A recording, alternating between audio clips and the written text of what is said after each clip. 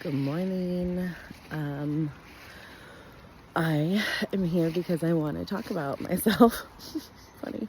I want to share about myself and my story, and I realize that there has been so much love and support for Black Honey Wellness, for Black Moon Healing, and one day I was like, just Chrome Desi, for those of you who followed the shit show years. And then I kind of switched to Black Honey Des, and I did not talk about that, really. People who know me closely know, but it feels like a good time, and I'm walking around outside in my forest yard by this crazy looking pond because this is where I feel the safest. Now, it's funny how I had to have a safe place to be able to share before I didn't have this land. So yeah, if you want to know more about me, this is the video for you. So I'm born and raised in Portland, Oregon. I am 38 years old right now. I have two kiddos that are about to be 19. Growing up in Portland was interesting. I had a really large family. When I say that, like, the Black side of my family was very large, and I was also very, very in tune and in touch with the white side of my family growing up. Like, that is the last time I remember feeling like an authentic person, like before I started feeling like a mixed race person, was when I was super young, and probably until I was about 13. I was like living in this bubble of like, you're just Des, and that's fine. And so when I was 13, I went out of town with my friends. One of my girls moved to Washougal when I was young, and I couldn't possibly be away from her, so I would go there and visit. And when I was 13, I went to a party, and I met a guy. He was so cool. He was like 18, and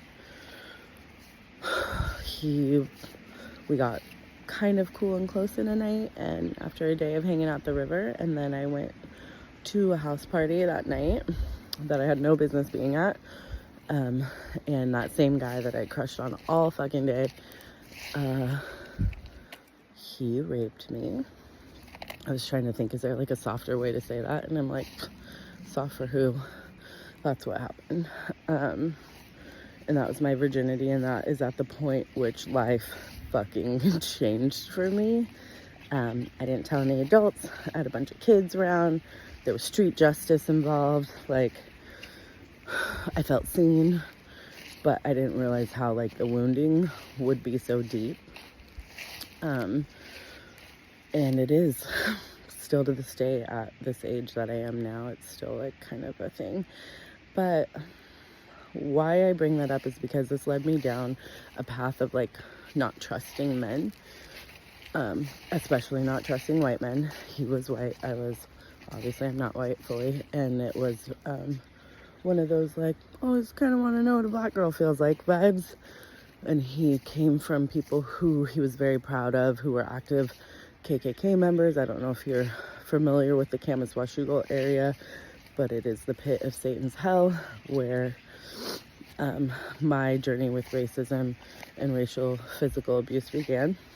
So if you know me, I don't go there. I don't go near it.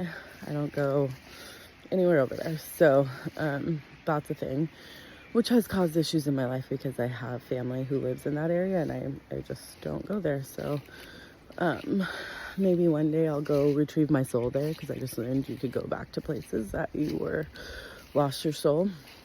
And in this moment, I'm like, duh, girl, go get it back. But, so cut to me being like 16, I met this guy. He was so cool. He was the hottest guy in the school, in my opinion. Some of you know him as my baby daddy, Randall Wyatt. And he was such a breath of fresh air at a time that I was like dating older and like really stepping into like this I don't give a fuck mode. If they want it, they'll take it. So like, why would I care vibe? And I definitely looked at Randy as like my savior in a lot of ways. Like, he came in and was so sweet and so innocent and like had not been through what I'd been through, but I had like a terrible man attached to me at that time. I had a boyfriend that was too old. He turned into a stalker. He was physically abusive with me, all of the things. So cut to me getting pregnant at 18 with Randy. And that was a moment that changed my life for obvious reasons. I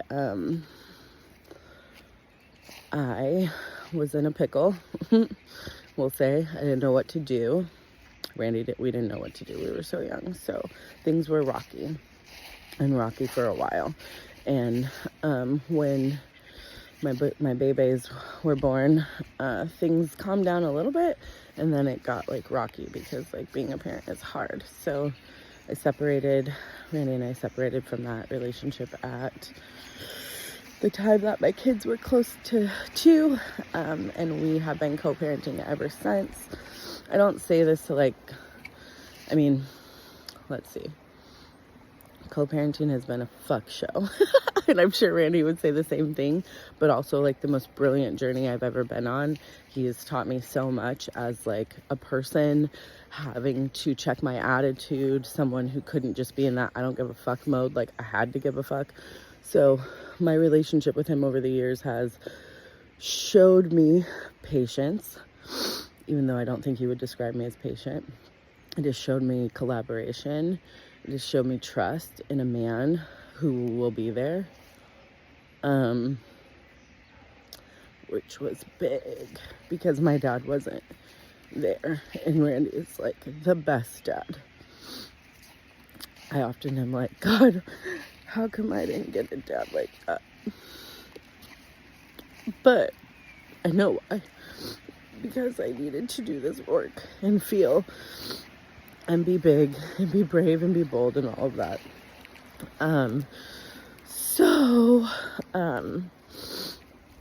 After that relationship, I began dating terribly. I wanted to party. All my friends were like, my kids were born, like they were little when I was 21. I was trying to kick it, hang. I had a lot of family support, so my mom helped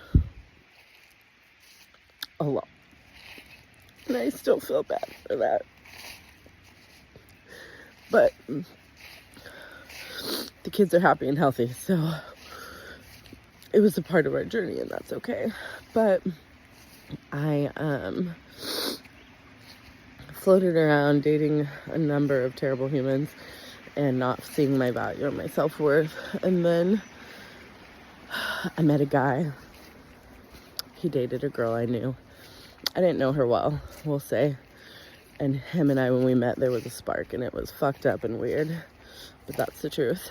And I marinated on that for a while and ended up he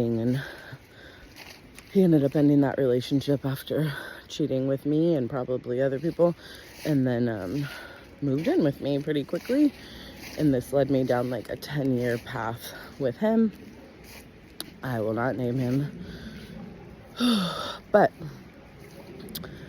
he like became my best friend. He totally like came in, and I shared my sob story, and he was like, wow, how could anyone ever treat you like that? You're the dopest. Little did I know then that he would be the worst of them all. And I feel like, looking back on it now, maybe he had a fetish for sad little broken-hearted girls. I don't know, but I stayed with him for a long time. There was a lot of years of trauma. He fucked my friends. Those bitches aren't my friends anymore, so don't be looking at my crew like, who was it? They ain't here. He got my car towed. He caused a lot of trauma and gaslighting in my life. I don't want to sound like there were no fun times, because there were. That's why I stayed. It was edgy. It was dark. He was so fucking cool. I was not so fucking cool. I was just like this mom. So I really attached to like this lifestyle, going out, throwing parties. He used to do a lot of that. So I sat in spaces where other women had told me how he had been abusive to them in sexual situations, and I kind of was like, we're young, we don't know what we're doing. That's not my problem. That's them. They're dumb.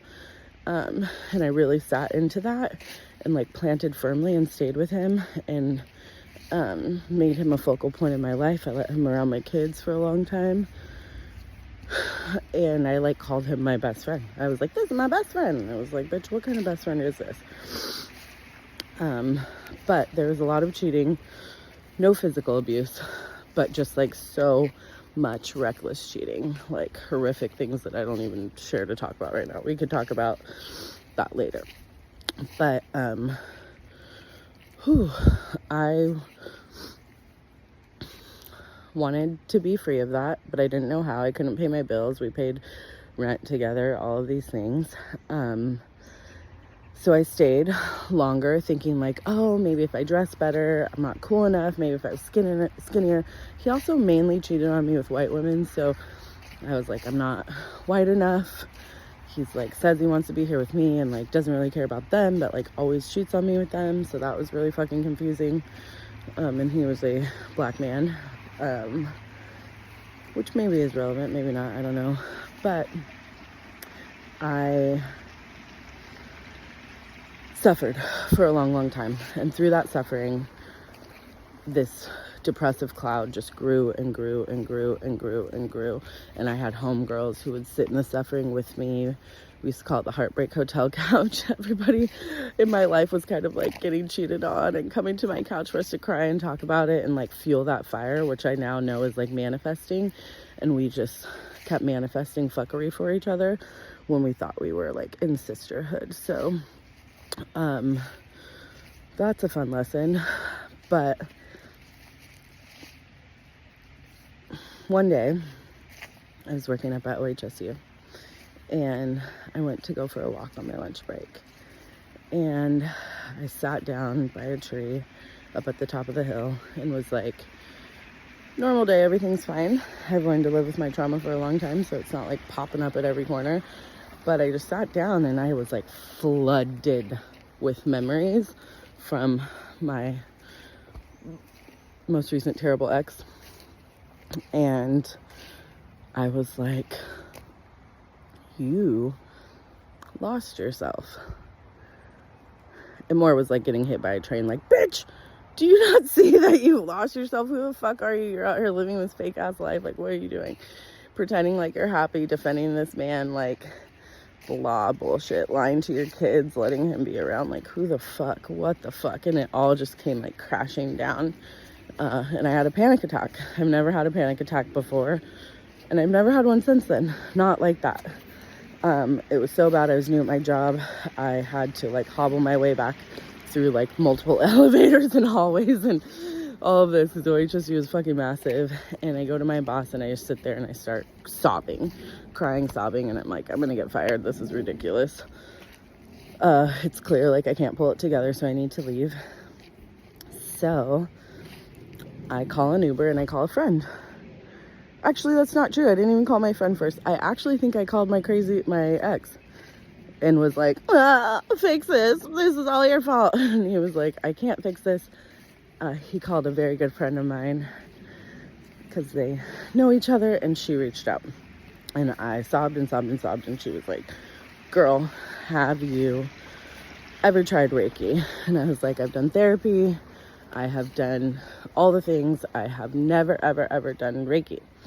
So I am like, fuck it, I don't care. I'm not even looking it up.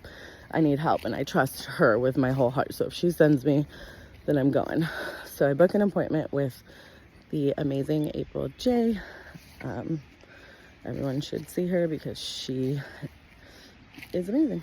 And so I book an appointment to go to a Reiki session, and bless April, because this was like the worst week of my life. I showed up sobbing, crying. I pulled a card. The first card I pulled was the teacher. Before I pulled the card, April's like, what does your higher self look like? And I'm like, bitch, what? I don't even have a higher self. I am like a fucking demon dark dweller right now. And I was like, I don't know. So she's like, let's pull a card. Pull the card. Or I start describing, actually, that's not true. I was like, let me sit here. Let me sit here. Let me sit with it. My higher self is like, I saw her so old, like long gray dreads, walking on a beach with like belts with bells and like potions and all of these things hanging from it. And I am like, I think my higher self is like walking on the beach, playing with kids, giving out medicine, doing whatever, like so cool.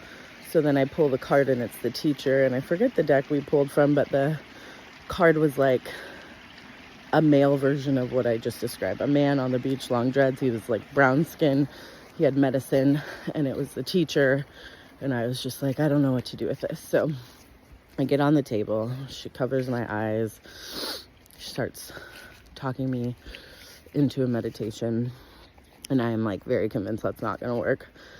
But it does work, and I relax, and I allow her to take me to a place, which I don't even remember consciously now because it was so mystical and magical. But when I got to that place, I had a flood of like knowings about my childhood, about my father. I thought it was all going to be about this man, and none of it was. It was like about me. It was about my parents. It was about giving up the pain. I feel like I hit a true rock bottom, and something came to me and was just like, I'll take it. It's time, I'll take it. And I think it's because like I finally showed up for myself, and I like told my story, and I didn't keep it a secret. And I just was raw. Like I had nothing to lose. I was like having extreme suicidal ideation, thinking my kids would be better without me, and that their dad was like so much more put together than me. But like my soul knew that's not what I want. I just wanted to feel better. Like I couldn't feel better, and I wanted to feel better. So I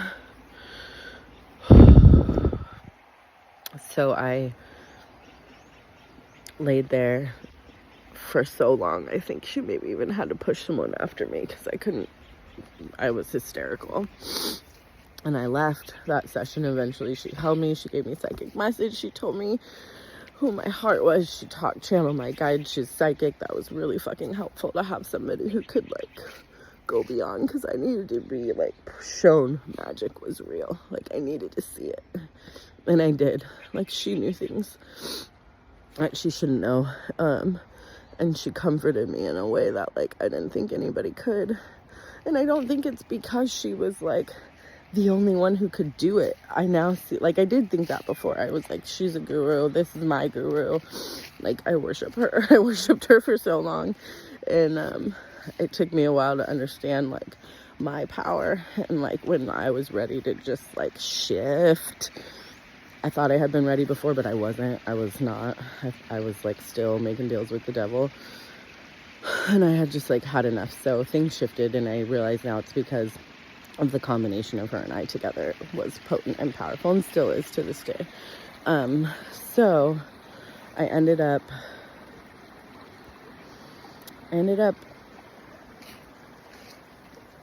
going home. I felt like I was drunk. I took a bath. I did everything she told me to do.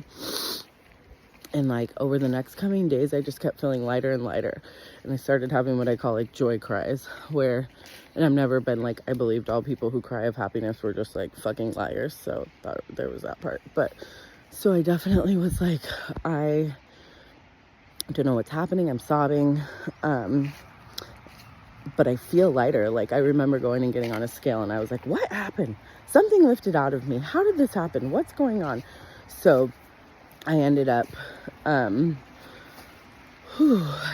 going to, I think it was a friend's house, and I was just like, man, that Reiki, what the fuck? Like, what happened to me?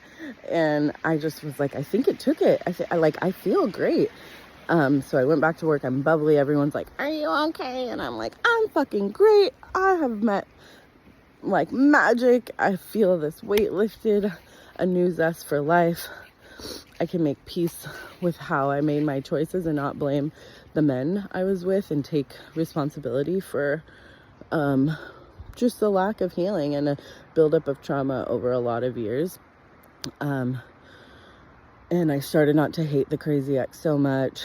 I started not to blame the outside world so much, parents, whatever, finances, teen parenting, all those things that are really easy to blame. And I just hugged myself in a way that was like, bitch, a part of you was stolen. You can't be whole without it. And I just missed that feeling of being whole so bad. So I went back to that and started building that and started working with that energy. And then COVID happened like a few months later. And we're shut down, and I don't know, I'm like separated, but I feel good. I'm okay.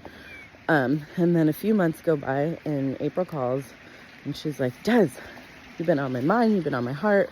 I don't even know if she remembers this because she saves lives like on a regular basis. But she was like, something's coming through strong. I think you're meant to heal. How do you feel about that? And I was like, I can't heal anybody. I'm a disaster. But she was like, no, I really feel to sit with it. She gave me all the info, all the options, and then offered that training to me at a time I couldn't afford it. And she gifted that to me. And that was the catalyst. I got on a plane when people weren't flying. I flew to meet her in San Diego, and I trained with her. I did 2 days of training for Reiki level 1 and 2. And then like real magic happened. Like, I met guides, and I found out about my business through my meditation space. I got deeply connected with the symbols, with the history of Reiki, with the potency of it. And I thought I was just going to use it to like work on myself continuously. I didn't really know what was going to happen with it. So, my good friend Annie came with me because I am codependent. So she came with me to training, and like, she didn't go to training, but she stayed at the Airbnb, and we hung out, and I came back. She's the first person I practiced on, and she was like, oh my God, your hands are magic. What is happening? We were like, it was just so cool. And I got to meet my ancestors, and they told me like, you're going to call it Black Honey Wellness. It's going to be centered around Black and brown bodies, but I'm somebody who, has so much respect for the women, the white women in my life who raised me and took me in. And so it felt like having a BIPOC centered space, but also leaving space for safe non-BIPOC people to be involved with. That was like important to me. Like, I've been trying not to abandon all parts of me, and so pulling in all parts of me felt good, but also seeing like there was this huge lack in Black brown communities who maybe would want this. So I start slanging Reiki. I'm like, I come back, I'm fucking lit. Like, I was like, do you see these hands? They're shooting out fucking magic. Do you see them? And that's how it felt. I'm like begging people to let me come to their house, let me practice for free, and I'm just like getting in my flow. People would pay me like $20, and I just start doing that. I do that for like a year, maybe like 6 months. And I'm just like in it. And then I have a friend who's like, oh my God, COVID sucks. She got a candle making kit. And she was like, I fucking hate this. So I took it from her, and I started making candles, and I legit never stopped. Like, legit never stopped. Stopped cooking dinner for my kids. It's a lot like cooking. So I make candles, play with them, do all this. Kids were like, what's for dinner? And I'm like, bitch, what? You cook me something. I'm fucking making candles. You see me making light here? So that got funny. And I just got addicted. I started making that, started making other products, and it was all for my own healing, to dress my candles to like be a witch. I was like, we're a witch. Witches make their own brew. Witches make their own candles. Witches make their own spells. Witches fuck with whoever they want and do whatever they want, you know, in a good way. Not like fuck with you in a bad way, but like we create our coven. And I'm like, I need a coven. I need this. So I start diving into healing communities, and I start like deeply tapping into the gifts that are popping up. I like wanted the psychic abilities to turn on so bad, and they weren't. It was slow, and April kept telling me, just give it time, keep going, stay diligent, give it time. And I did that, and then I started building the business. It became very aware that this thing wanted to be a business. So in 2021, I got my LLC for Black Honey Wellness. I enlisted some friends to help me in that, and that was great. And it was a shit show because I didn't know what I was doing. I didn't know how to have a business or how to be a business owner or any of that. So it's taken a long time and a lot of trial and error, but And it's taught me, like, I've had trauma since then. I realized, like, you know, just because you get tapped into a divine modality doesn't mean like everything is healed right away. It just means like prepare for the darkness. And I used to hear like shadow work, like what the fuck is shadow work?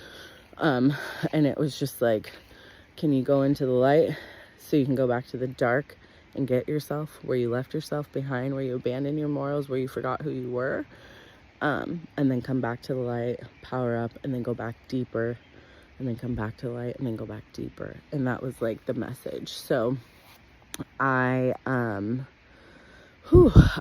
fucking got hooked. I stayed diligent. It's probably like the only thing I've consistently stuck with since becoming a mom, other than becoming a mom and like not abandoning my family.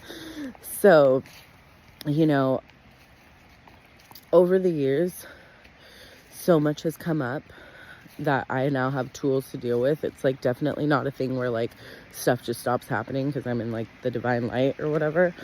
But I feel like for once I have tools, that's not somebody being like, just pray about it. Or, you know, like I have a relationship with Reiki. Like we're friends. I met the energy. I seen it. I asked how I could work with it. It showed me.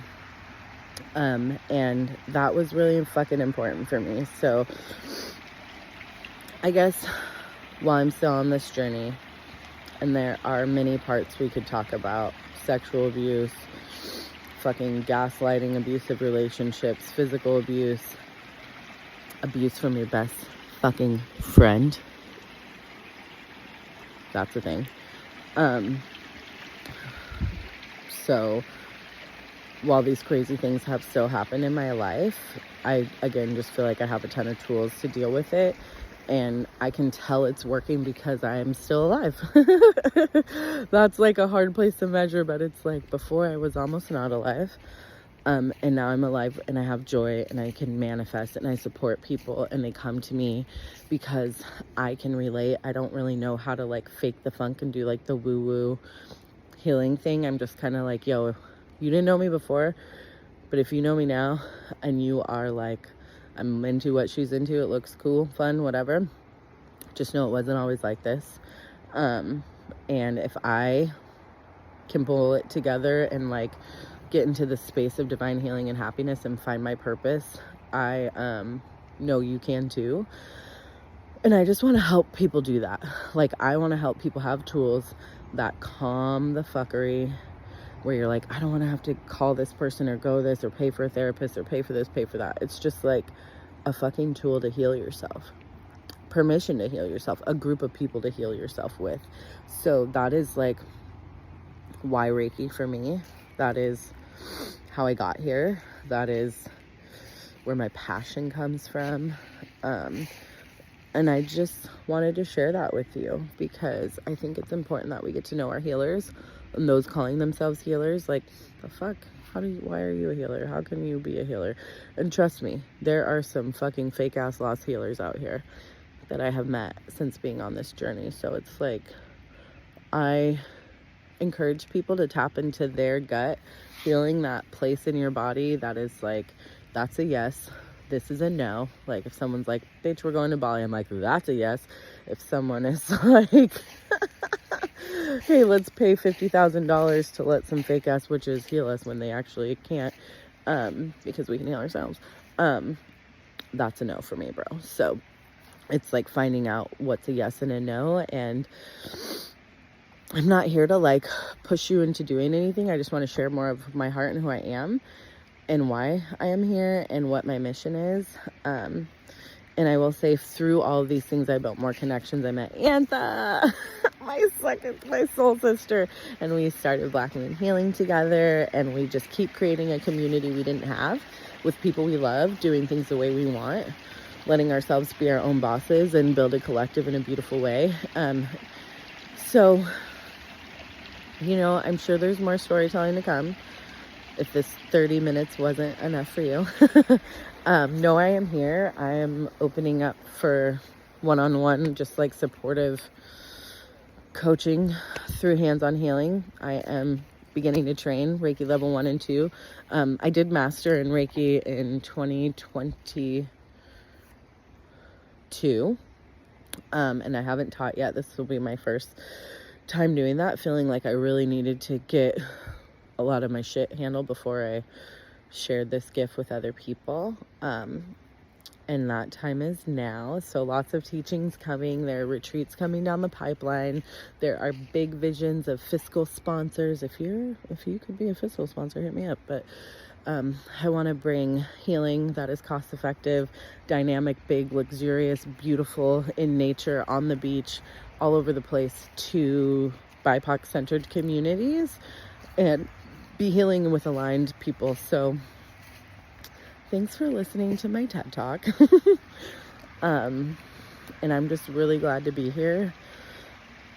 Every time I get a comment, a like, someone emailing me, someone booking a session, someone saying I had a session with Des and then I had to send my sister or my brother, like, that's why I'm here, because this medicine is potent and powerful, and I found my purpose and I'm lit up in that purpose, and I just want to continue to share my gifts with you and help ignite your gifts that you can share with your communities in your world.